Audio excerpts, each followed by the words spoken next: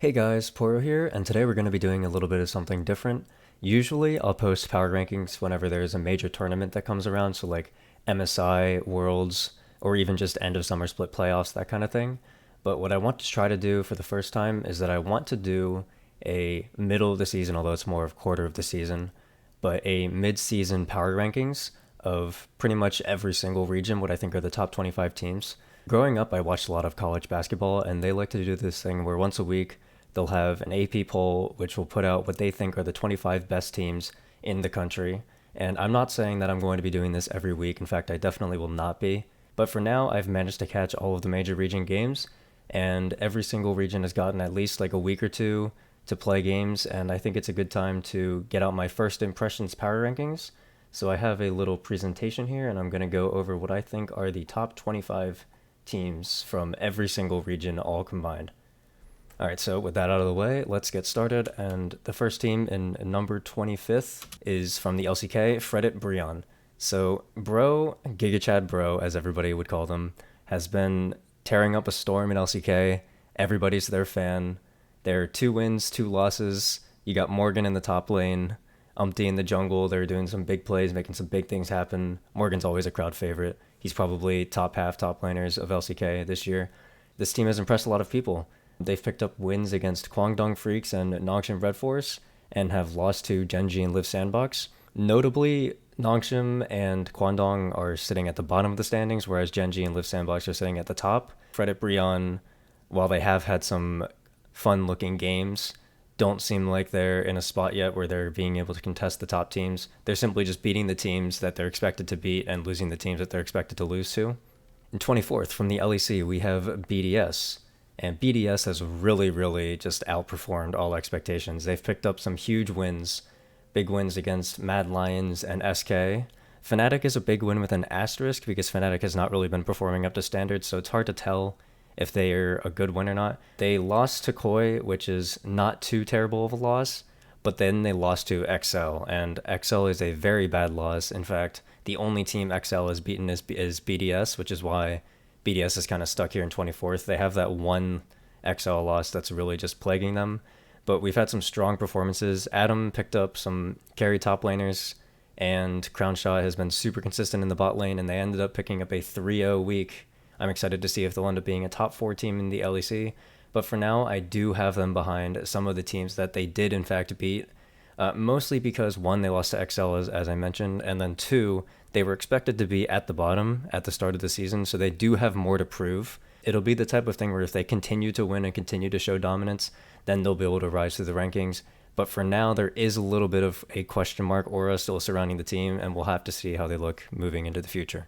In 23rd from the LCK is Hanwha Life Esports. This team has the solo lanes from DRX. They brought in Clid. They brought in Viper. That was one of their really big pickups. So this team was expected to dominate. They're expected to contest the top 3 spots with DK, Genji, and T1.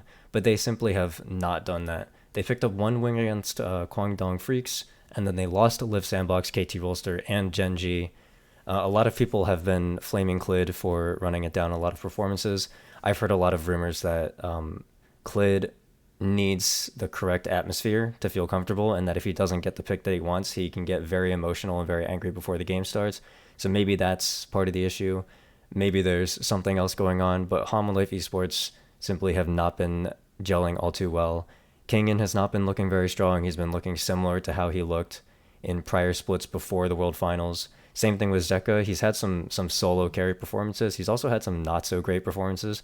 So we'll just have to see what comes from this roster. I still have them 23rd because I still have faith that they can beat a lot of the other lower ranked teams, but they cannot seem to find their footing against the better teams.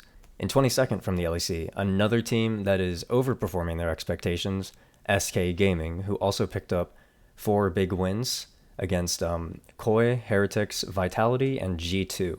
Notably, the Vitality and G2 victories are massive for them, as nobody has beaten Vitality and G2 except for SK or each other. They did lose both to BDS and Mad Lions, so it would seem odd that I would have them above BDS. But as I mentioned, BDS has that really bad loss to XL, and SK also has the 2 big wins over Vitality and G2 that BDS cannot yet say that they have claimed, so I have SK above them in the 22nd spot. In 21st, I have Mad Lions, who did beat SK. They also beat XL, Astralis, and Koi. So they're looking in a situation where they're just beating all of the teams that they're expected to beat. So they have 4 decent wins and 2 okay losses, which puts them comfortably at 21st. I have them above SK and BDS because they seem to be more consistent. They're not losing to teams that they shouldn't be losing to, and they were expected to do middle of the pack to top anyway, so their expectations were a little bit higher. So they were more sitting around this position the entire time, whereas BDS and SK have to claw their way up from out of the list onto the list. In 20th, from the LCS, FlyQuest. The LCS is a little bit hard to tell, so I kind of just have to go off of what my rankings were before the season, in which I had FlyQuest second and C9 first. Both FlyQuest and C9 are 2-0, as well as CLG and TSM, but CLG and TSM were expected to do poorly, and them going 2-0 each is not enough for them to make their way onto this list, so it's hard to put them on here. So FlyQuest and C9 are going to be the only LCS teams that make this top 25, and coming in first is FlyQuest. They picked up wins against TL and Dignitas. The TL win would have been a good win, but TL has gone 0-2 and they dropped a game to TSM, so it's questionable how good TL will be and whether that's a good win or not. But as it stands, FlyQuest was expected to dominate and they are unbeaten, so they have secured a 20th position. In 19th, and the first LPL team, this is a big shocker, IG. IG was expected to be 15th, 16th, 17th going into the season. They had a pretty uninspiring roster. But then out of nowhere, top laner YSKM, also stands for You Should Know Me, just comes out of nowhere, solo kills everybody, carries all of these games on his jacks. IG is 2-0 right now, but the LPL has best of threes, and IG is effectively 4-0. So they are standing at the top of the LPL standings right now. But again, it's only 2 games. So their first win was against Anyone's Legend, who they were expected to beat. Anyone's Legend is probably a bottom tier team in the LPL. But the other win that they secured against RNG is a huge win. The sample size is a little bit too small, and the lineup was a little bit underwhelming at the start of the season before any game started, so it's hard to put IG above super high. So we'll have to see what happens when they play more games. But if they keep on winning, that RNG win is really going to help them out, and they'll be a strong team. But 2 games is just too small of a sample size, so we'll have to see. So they're stuck in 19th. In 18th, from the LCK, we have Live Sandbox. Live Sandbox was another team that was kind of expecting to be fighting for that 7th, 8th place spot, but they've come out of the gates swinging. They're 3-1. They defeated Fredit Brion, KT Rolster, and Hanwha Life, 3 teams that were expected to be better than Live Sandbox before the season started. And they lost to T1, but you can't really blame them for that because everybody loses to T1, as you'll see in the future. But as it stands right now, they have good wins. They have a fine loss. The only question mark surrounding them is that the teams that they have beaten are questionably underperforming. So Hanwha Life Esports, for example, has been underperforming. Fredit Brion and KT were kind of middling teams to begin with, so we don't know how strong Live Sandbox is. We don't know if those wins are legit wins yet. We need more games to figure it out. But if Live Sandbox continues to win, then they'll certainly be able to push their way up. 17th, the highest spot from the LCS is Cloud9. Now you have to keep in mind that even though Cloud9 is the strongest team from the LCS and they're undefeated, they can really only get 17th because the regions, obviously you're going to have LCK and LPL are the 2 strongest regions, then LEC, then LCS traditionally. So being the best team in LCS does not mean that you're all of a sudden a top 5 team in the world, right? The best team in the LCS probably wouldn't break top 4 in the LCK or top 8 in the LPL, for example. Maybe they could get top 8 in the LPL, but they wouldn't get top 5 in the LPL. So it's hard to put an LCS team super high unless they're looking extremely dominant, and it's just too difficult to tell yet with Cloud9. They have wins over 100 Thieves and Golden Guardians. The Golden Guardians win isn't really anything to write home about, and the 100 Thieves lineup is completely new and fresh, so it's hard to tell if they've gelled together, whereas Cloud9 kept 4 of their teammates, so they have a little bit less of a learning curve to go through. So if Cloud9 can continue to be extremely dominant in North America, then they can move up, but until they prove that, they're going to be stuck at 17th. Next, we have the LPL, WE from the LPL in 16th. The LPL hasn't had too many games, so it's more based off of where they were supposed to be at the beginning, plus the small sample sizes that we have. WE has defeated FPX and lost to EDG, 2 games that were supposed to go how they went. So their win against FPX was expected, and their loss against EDG was expected. If we just go by general ideas, that means that they're better than FPX and worse than EDG, which is what most people predicted going in. In 15th is OMG, and I had actually predicted this team to do a little bit better, but then they dropped a series against RNG, which I had predicted OMG, but they got 2-0'd. It wasn't really that close. So they proved that they were a worse team than RNG, at least at the time of playing the games. They did bounce back and beat LGD, but LGD is expected to be a bottom tier team, so it's hard to say. So this ranking is mostly because I thought OMG was going to be fighting for top 5, top 6 position in LPL, but they look a little bit weaker than that, so I've dragged them down. We'll just have to see. The LPL doesn't really have enough games to make super concise arguments, so this is more of just what did I think before and where do I put them now? So it's more of like educated guess. OMG is a super unpredictable team. They could go either way. They could get 10 wins in a row, they could get 10 losses in a row, and I wouldn't be surprised at either one. In number 14, the LEC, we have G2. So G2 is looking super, super strong and coordinated when they're ahead, but not so great when they're behind. So in their 4 wins, they average something like a 5k gold lead at 15 minutes. It's crazy. When they get ahead, they just win. In fact, their wins have been under 20 minutes, some of them, so it's just insane. They have wins over Fnatic, Astralis, XL, and Heretics. 4 wins that they were expected to get. And then they lost to SK. SK upset them. And then they also lost to Vitality.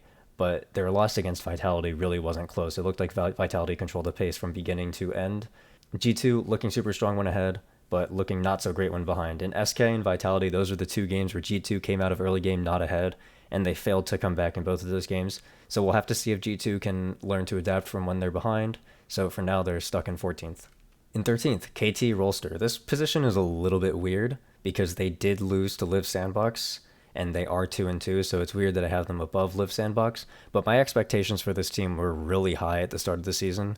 I was expecting them to be fighting with HLE for that 4th place spot, and they did beat HLE and Nongshim, and then their loss to T1 is not a bad loss. So this is more of a placement. This is more of a grudge placement, probably my most biased placement, where I thought KT was going to be sitting around top 10 at the start of the season, and they lost to Live Sandbox, who I don't think is a bad team, so I only knocked them down a couple of spots, whereas Live Sandbox was supposed to start at the bottom, and then their wins are slowly crawling them up the standings. So if KT continues to look middle of the pack, whereas Live Sandbox continues to win, then I'll have Live Sandbox above KT.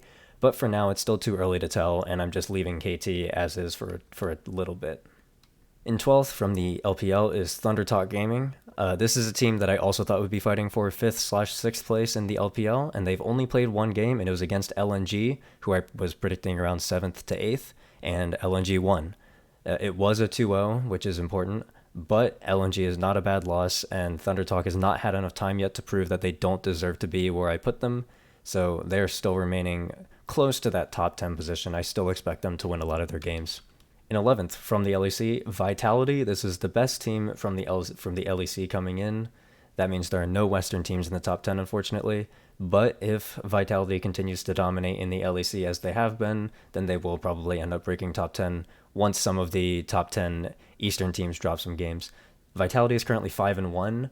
They have some really good wins against Mad Lions and G2. Some decent wins in Heretics and Fnatic, and then an expected win against Astralis, and their only loss was an upset to SK Gaming. We'll see how it goes. Vitality is looking like the strongest, most coordinated team in the West right now, and moving forward, I hope they continue to dominate because they have a super exciting roster. In 10th, LNG. I kind of just went over it. They beat ThunderTalk, and they've each only played 1 game, and I predicted them to be near each other anyway, so LNG just gets a couple of spots higher than ThunderTalk. In 9th, EDG. Again, only played 1 game, beat WE, pretty decent win. I thought that EDG was going to be around that 5 to 8 position anyway, so there they are. In 8th, RNG, they've played 2 games. They beat OMG and then lost to IG. The win against OMG is good.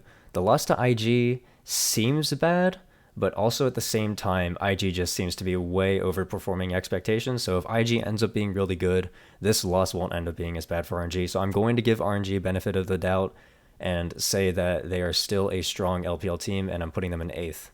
In 7th, BLG. BLG was a team that I was not expecting to come out of the gate swinging as strong as they are. They defeated FPX in what was expected, The main thing to note is that that loss to JDG was a 2-1, which means that Bilibili Gaming did defeat JDG in one game. The series was also an absolute barn burner. All three games were bangers, so Bilibili Gaming is looking like a super, super strong team, and I have them as 4th best in China right now. I'm thinking that Bilibili Gaming is going to be super insane, and they're going to be a threat to every team come playoffs. In 6th, also from the LPL, Top Esports. This team I had predicted to be 2nd, but then they dropped the game to Weibo Gaming, who I had as 3rd. So Weibo Gaming and Top Esports swapped positions. Top Esports also secured a win against Anyone's Legend, which was expected, which means that Top Esports generally just stays around where I thought they would be. In 5th from the LCK, the team who I thought was going to win LCK, Gen G.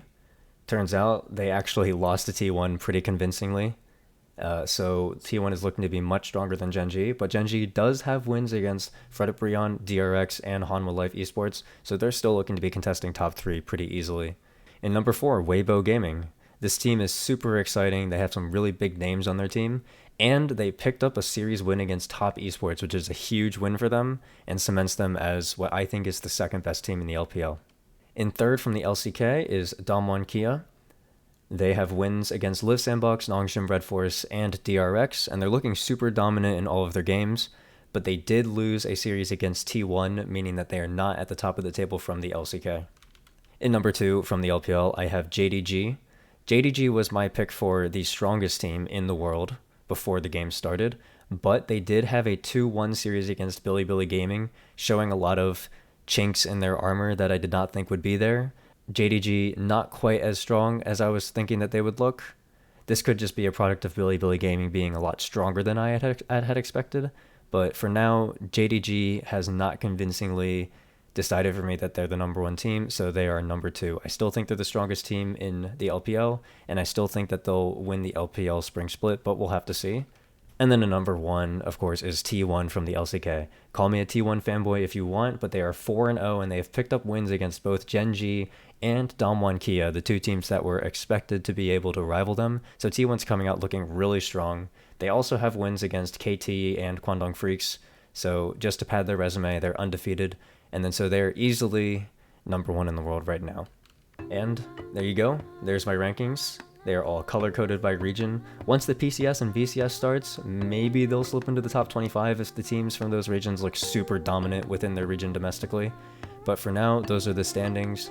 I'm probably going to do maybe 1 more of these before MSI starts, but no more than that. So I'll do another check-in maybe 3 or 4 weeks from now. Yeah, let me know if you agree, disagree, what you guys think of the teams from all the major regions, what you think of LCS production, super improved. But with that, that's all I've got for you. So I will see you later. Bye.